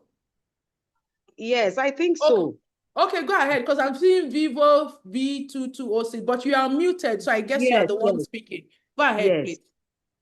Yeah, it's not really the question for now. I wanted to ask earlier. The challenges, that was when I raised my hand. Go ahead. Actually, I think one of the biggest challenges I have is with mentors and spiritual fathers, spiritual mother stuff. Sometimes you are getting somewhere and, they go back to mentors, spiritual fathers and all that. And the whole thing, is messed up for you. So that has been one of my greatest, challenges. I hear you. It's a present challenge, but it won't stop you from doing the work. That's why we are advocating and also seeking collaborations and partnership with faith-based organizations to train their coaches. Again, I'm not the religious sectors has played a role to fill in the gaps, but it's about sensitization for people to allow experts do their job. As much as maybe somebody might be sick and could get maybe their pastor or spiritual person to pray for them. Nobody has cancer, for example, and goes to sit with their mentor. The mentor can give advice, but you're going to go to a specialist to deal with your cancer. You have a heart-related problem, you go to the cardiologist. That's the education we need to educate our people and even the spiritual mentors to refer their people for experts to do their work. And be vulnerable enough when somebody brings a marriage case to you, you are not a trained marriage counselor. Don't handle the case because you might be causing more damage. So where desensitization is going on, some faith-based organizations are sending their people to get trained, but you just continue to do that. And unfortunately, you can't help somebody beyond how they want to be helped. So it's a present challenge. I hear you. I see that.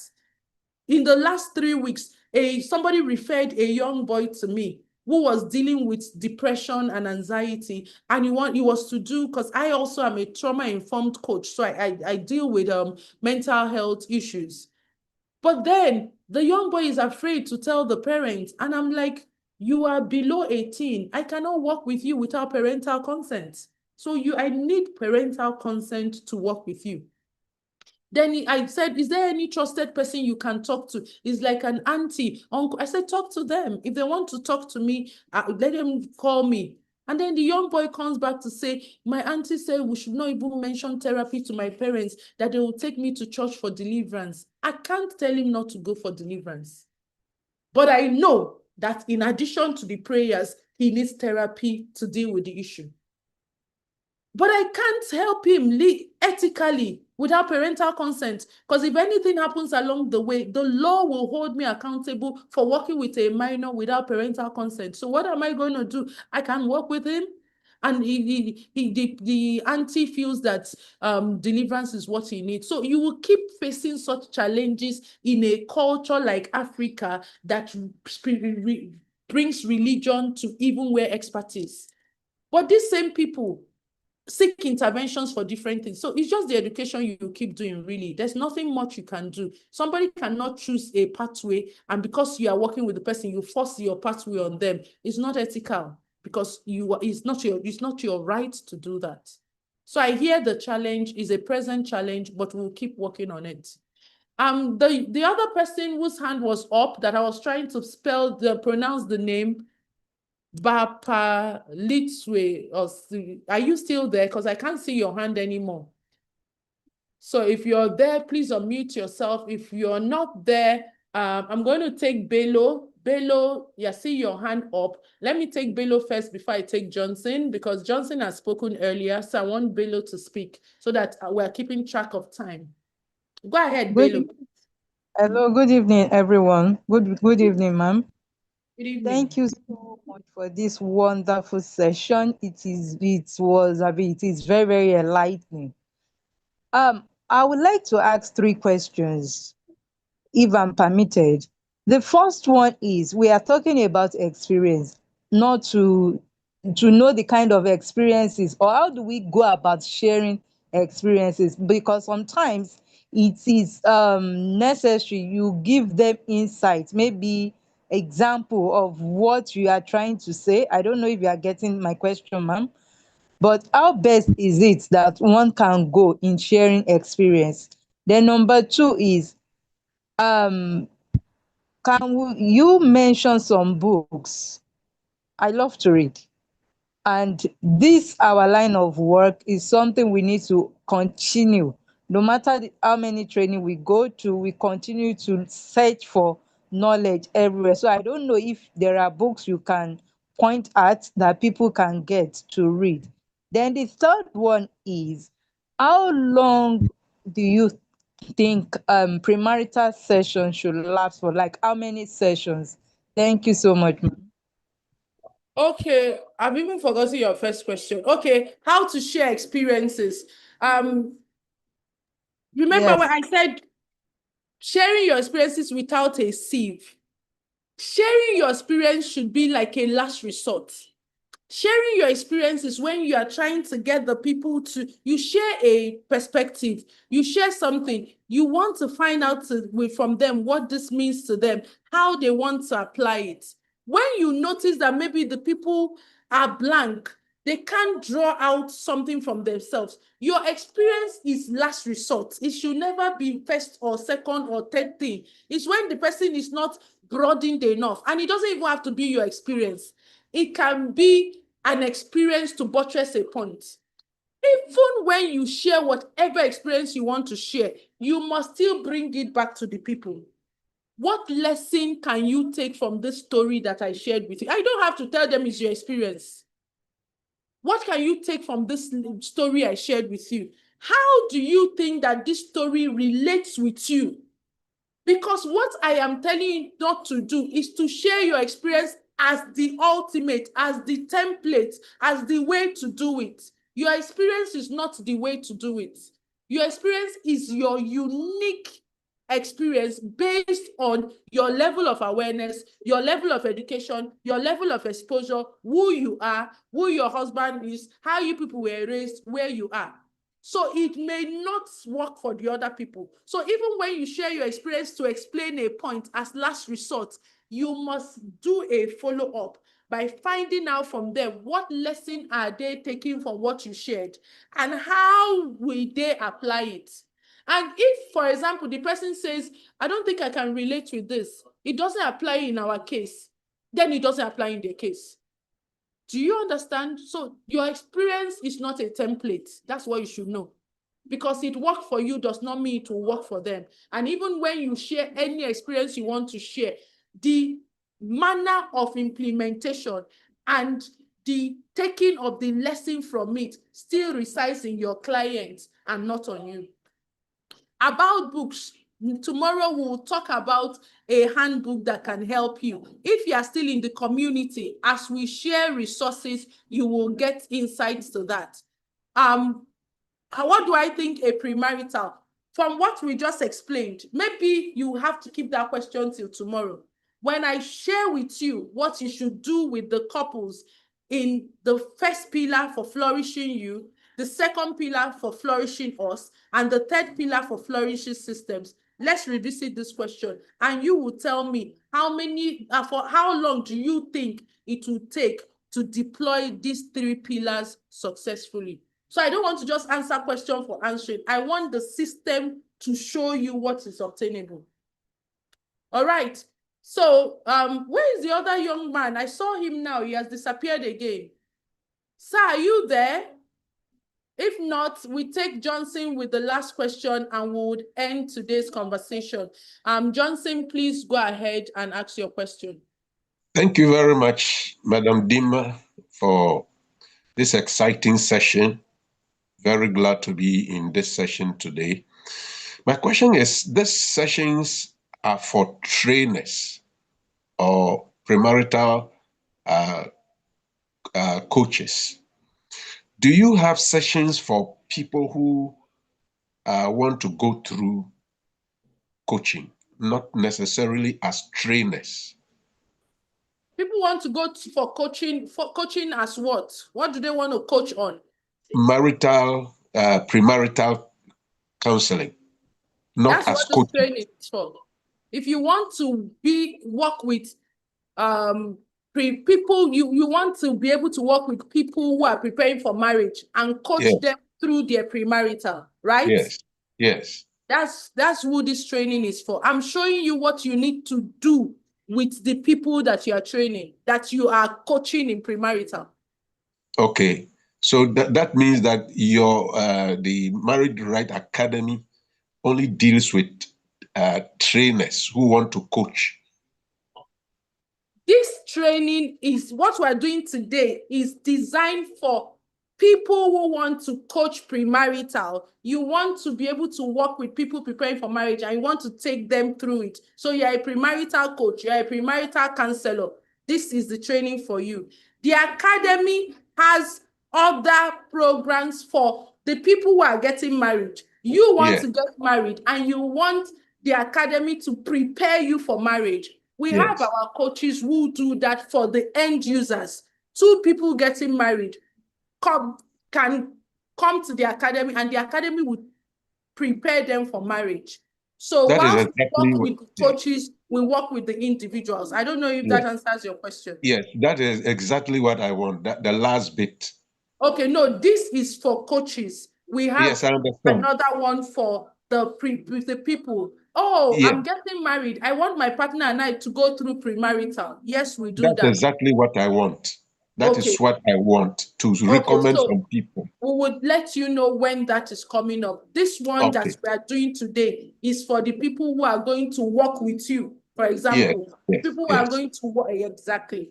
So that's what it is. Okay. Thank you.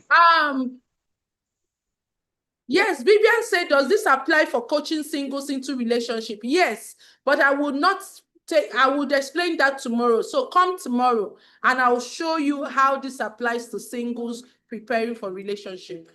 Because if you follow me rightly with what I shared, you can already see that the first pillar that talks about the flourishing you applies perfectly for singles preparing for marriage. So please, Lady Kate, are you there? We have 3 minutes. Take over and wrap up. So if you got value today, if we were able to share something and you are saying, what's this blueprint?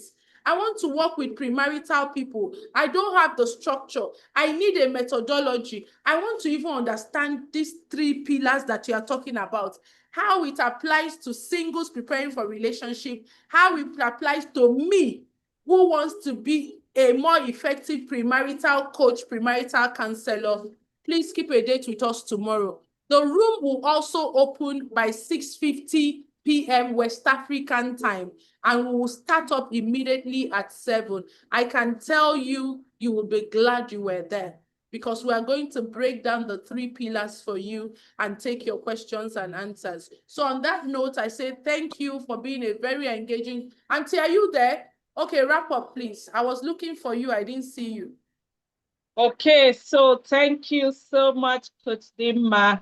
I think our speaker this night deserves a round of applause. So can we clap for her in the comment section?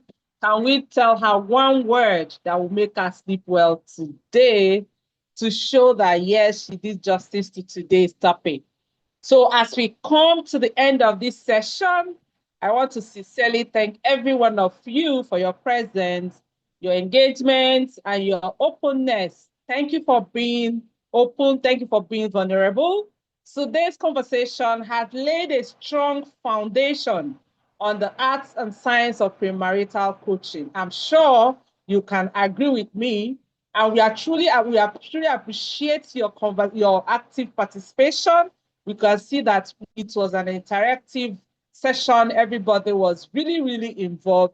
So I also want to thank Coach Dema again for your generous knowledge. Like every time you speak with audacity, you speak with expertise, you speak with boldness, unstoppable. You are 1 in a million coach. We are so grateful. So before we sign off, don't forget to join us tomorrow. Like Coach Dima said, tomorrow's session is going to be different because we're also going to have the Odogu of the system, of the home system, marriage system on ground. And we're also going to listen to some people who has gone through this coaching, what they have learned and how it has helped them. So keep a date with us tomorrow and make sure that you join us same time, same platform. Make it a point of time. Please get ready. Come to be engaged, come to learn and grow. You don't want to miss tomorrow. I can assure you, please do not miss tomorrow. So do have a restful evening. See you tomorrow. Thank you so much. Thank you.